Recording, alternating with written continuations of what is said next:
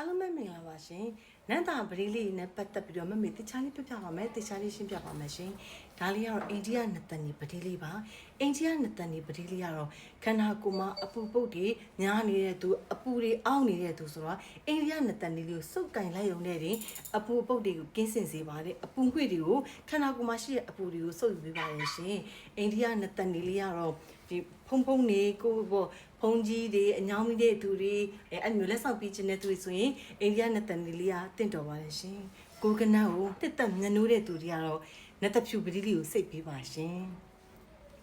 ဒါကတော့တက္ကနတ်ပါရှင်အရန်ကိုရှားပါလို့နဲ့တက္ကနတ်ပါရှင်တက္ကနတ်ကဘာတွေကောင်းလဲဆိုရင်ဂမ်မီယာသမားတွေအတွက်အထူးသင့်နေရောပါတယ်အဆောင်နေနဲ့တော့အရန်ကိုကောင်းပါတယ်ရှင်တက္ကနတ်ကိုဆောင်လို့ရှိရင်ကန်နေပွင့်နဲ့လက်တွေပွင့်ပါတယ်ရှင်ကန်အနှိမ့်ဘက်ကိုရောက်သွားတဲ့သူတွေဆိုလို့ရှိရင်တက္ကနတ်ပတိလေးကိုဆောင်ပေးပါရှင်ကန်ညမ်းတဲ့သူတွေ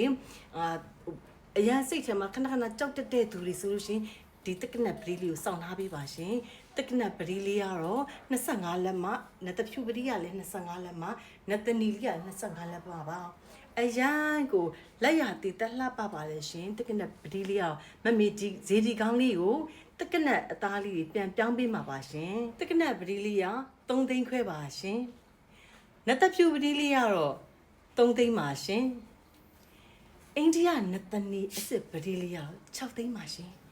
လက်ရတည်တက်လှပပါလေရှင်အရန်ကိုလှပပါတယ်ခဏပတိလေးအနေနဲ့ကတော့အဆောင်အနေနဲ့ကတော့ကားမှာဆောင်ကျင်တဲ့သူတွေအတွက်မမေသားလေးကိုတီးတီးချာချာလေးထုတ်ပေးထားပါရှင်တကယ်နဲ့အဆောင်တို့အပ်ပါရှင်ကိုဝင်ဆောင်မျိုးသမီးလေးလည်းဆောင်လို့ရပါတယ်ကန်နေနေတဲ့သူတွေအလုတ်ကအစင်မပြေနေတဲ့သူတွေအတွက်ကတကယ်နဲ့ဒါလေးကမမေအဆောင်လေးလုပ်ပေးချတာပါကိုလုံးပတိအဆောင်လေးပါ